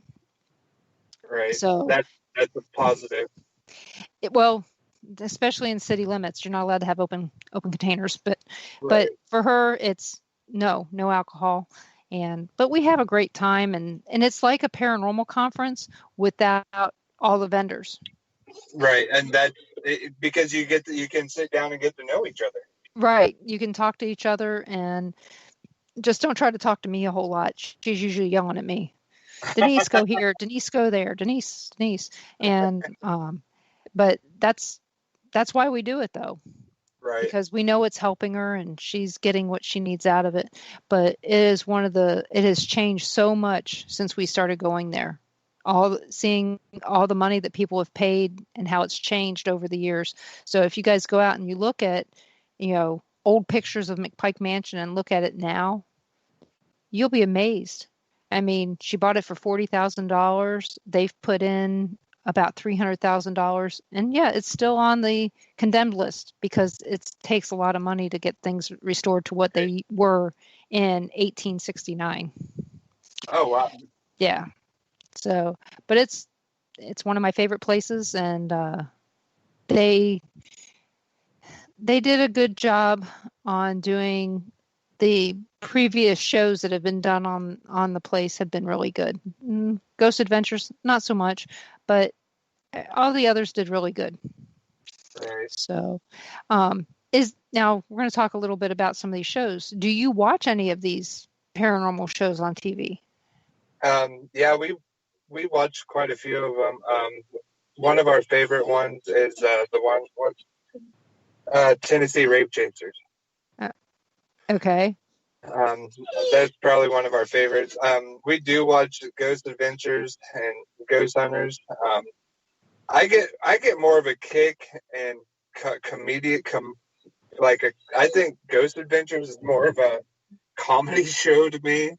But because I understand that they don't put everything on, when they don't catch things and everything, but I think they should, because they're just showing that every time they go somewhere, they're catching something. And it's not like that, they should show episodes where they don't catch nothing. Well, they did show a couple where they didn't catch anything, and one of those was the Seattle one. I don't think I've ever seen that, because, I watch it off and on. Yeah. We watch a lot of YouTubers. We actually have some good YouTube friends that we've met, in the paranormal field. If anybody's interested, and I'm sure some of you have heard of them. Not a plug or anything, but go check out Omar Gosh TV, CJ Faison, and Mo Sargi. They all do like Haunted and Banded and things like that. Omar and CJ, they're more along the haunted field. Okay. Sounds interesting. Yeah, most definitely check them out. Will do. I'll tell you, honestly, I don't watch a lot of YouTube. Really? Now Ron, on the other hand, he'll watch sometimes, but the guy I was supposed to have on, Sean Austin, tonight, and for those of you who tuned in to listen to him, sorry he couldn't make it tonight. He had a family emergency, and he told me last night about it and finally got back to me today to say, yeah, he couldn't do this today. And so I'm going to have him rescheduled. And so I hope everything's okay. Oh, yeah, me too. Because, people may know him from Ghost Loop and Demon Files. And I did confirm today that Shane Pittman from the Holzer Files is going to be on in November. And so I'm really excited about that. That's actually my sister's favorite. Oh, it is? Yeah. And believe now that you say Ghost Loop, we watch a lot of Chris Starr. Oh, okay. On YouTube. So, yeah, I know exactly who you're talking about. Yeah. Well, I've known Sean for quite a while, from back before the Demon File days, but I've had on Ralph Sarchi from the Demon Files, and it was an amazing show. He just cusses too much. See, that's the whole thing is I don't know if I'm doing something wrong. I've tried to find the show on YouTube or Facebook, and you've sent me the link several times, but it won't let me connect to it. I don't get it. Okay, well, we'll figure it out. Figure it out. So sometime when you have time, I'll talk you through it. for those of you listening, next week my guest is going to be Meg Fisher. I forgot she's an author. And the following week, I'm going to have on Paranormal Investigator Pamela Kinney. She wrote a couple books about Haunted Virginia, and I have been reading those. And so that's all I have for right now. October 5th, we won't be having a show unless I hear back from the library that they don't need me. I'll be doing a presentation at our local library here in Lewisburg. And so I got to get to work on that. I have been kind of slacking since we've been on vacation. I only worked 45 minutes a day while I was on vacation, which is unusual. So you got to enjoy yourself, though. You got to take back and enjoy yourself. You can't always be go, go, go. Believe me, I know. I'm in trouble because of that. Well, I keep telling my husband every time we go on vacation for more than a couple days, I either get reorganized at work or we get a new name, which we did this time. This is the third time my company's gotten a new name since I've been working for them. And or I work for a whole different division when I come back, or I get laid off when I get back. And I told my husband, I said, it happens every single time. We were coming back on Friday. I said, guess what? I work for a new company today. And he goes, you do? I go, yeah. And what was funny is they sent out emails. Companies send out phishing emails now to see if they can catch you clicking on links. And so I got this thing saying, hey, your email is going to be changing from CenturyLink to Lumen. I'm like, okay, phishing email, because I don't know anything about this. Right. So I lost the email because I sent it off to the company saying, hey, this is crap. And 2 hours later, we get an announcement that we're now as of the 18th of this month, basically, we will be the company, instead of CenturyLink, will be Lumen. Oh, wow. So if you have CenturyLink in your area, don't be surprised if you start seeing new trucks and all that other stuff, because by January 1st, everything's supposed to be changed over. Well, a lot of Nebraska is part of my territory, so I know that it's Nebraska, Iowa are huge areas for CenturyLink. Used to be part of Quest. Oh. Yeah. So we bought Quest years ago. But like I said, it's always interesting. Every time we go on vacation, I can count on some kind of reorganization or something happening to me. And so if anybody needed to find you guys, how would they find you? They can find us a couple different ways. You can find us on our Facebook page, which is AfterLie Explorers. We do have a regular page and a business page. The regular page has the real cool AfterLie Explorers design on it, and our business page has the picture of some of us in the group. You can also find us on YouTube. Is it AfterLie Explorers of the Unknown, or just AfterLie Explorers? Okay. You can find it on the Facebook page, and we also have another page on YouTube called The White Family Adventures.